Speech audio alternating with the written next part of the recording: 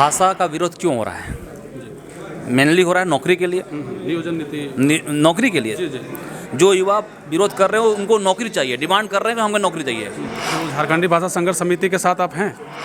ये सिर्फ और सिर्फ ये सरकार, झारखंड मुक्ति मोर्चा का सरकार आपस में विवाद करा करके, आपस में झारखंडियों को लड़वा करके, झारखंड की अस्मिता को तार तार कर करके अपना जो वादा किया था, अपना जो घोषणा किया था, उस घोषणा से ध्यान भंग करना चाह रही है, ध्यान हटाना चाह रही है। मॉब लिंचिंग कानून बनने के बावजूद भी आम ऐसे उपद्रवी के मन में कोई भय नहीं है।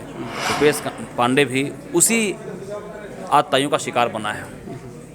उसका सिर्फ दोष इतना था कि वो भारत माता की जय बोलने वाला था, और कोई दोष नहीं था उसका। जब से झारखंड मुक्ति मोर्चा की सरकार राज्य में आई है, तब से लगातार मॉब लिंचिंग घटनाएं बढ़ रही है। टारगेट करके ऐसे हिंदू समाज के लोगों को टारगेट करके मारा जा रहा है। तो अभी हम भाजपा कार्यालय में हैं। आपको बता दें कि मेरे साथ किसले तिवारी हैं। और किसले तिवारी, किसले जी, मुझे ये बताइए, जिस तरह से अभी बरही में जो कांड हुए हैं, रुपेश पांडे की हत्या हो गई, जिसके बाद से पूर्व सीएम रघुवर दास भी मिलने पहुंचे थे, कल बाबूलाल मरांडी भी मिलने पहुंचे हैं। भाजपा की तरफ से 5 लाख रुपए मुआवजा देने की भी बात कही गई है। इस मामले पर आप क्या कहेंगे?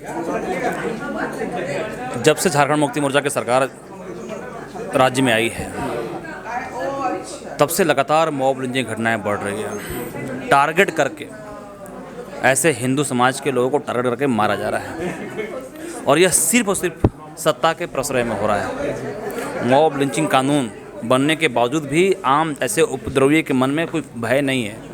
उनको पता है कि ये कानून उनके लिए नहीं बना है।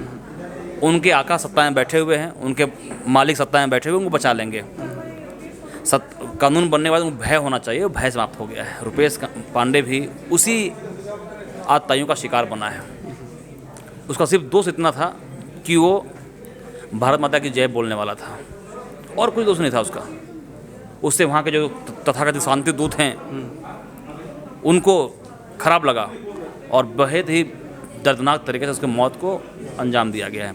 लेकिन पार्टी और युवा मोर्चा पूरी ताकत के साथ उसके न्याय के लिए संघर्ष कर रहा है। हम लोग भी गए, घर पे गए थे, आगे भी जाएंगे जब तक संघर्ष नहीं होता, जब तक न्याय नहीं मिलता है, जब तक 2700 लोग आरोपी गिरफ्तार नहीं होते हैं और फास्ट ट्रैक कोर्ट चला करके जो उनके साथ न्याय नहीं मिलता है, तब तक यह आंदोलन पूरे झारखंड में चलता रहेगा। अच्छा, एक सवाल लेंगे आपसे। जिस तरह अभी झारखंड में भाषा विरोधी आंदोलन ज़बरदस्त तरीके से हावी है, धनबाद, बोकारो और गिरिडीह में भी उसकी सुगबुगाहट देखने को मिल रही है, और अन्य जिलों में भी कई जो लोग हैं वो भाषा, भोजपुरी, मगही, अंगिका को लेकर के विरोध कर रहे हैं। इसको लेकर के भाजपा कहीं स्टैंड में नज़र नहीं आती है। 1932 खतियान को लेकर भी लोग नियोजन नीति बनाने की बात कर रहे हैं। इसको लेकर के क्या आप, चूँकि आप युवा हैं और चीज़ों को समझते हैं, और यहाँ आप देख रहे हैं कि कई युवा हैं जो इसको लेकर के कई बार संघर्ष करते नजर आ रहे हैं, इसको लेकर के आप क्या कहेंगे? भाषा का विरोध क्यों हो रहा है?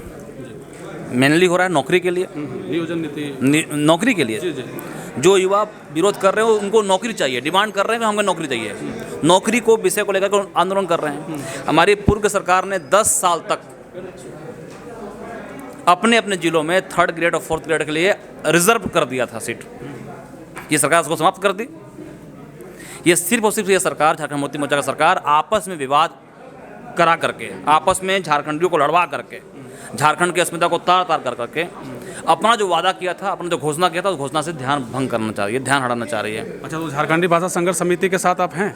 एकदम है।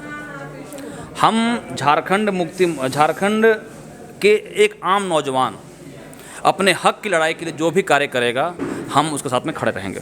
चलिए, बहुत शुक्रिया आपका। तो हमारे साथ किसले तिवारी जी थे। इनका भाषा विरोध को लेकर क्या कुछ कहना है, और खास करके जो रुपेश पांडे की जो हत्या हुई है उसको लेकर के क्या कुछ कह रहे थे, आप सुन रहे थे। आप देखते रहिए समाधान इंडिया, अपने सहयोगी महेंद्र राज के साथ। मैं विकास यादव, रांची।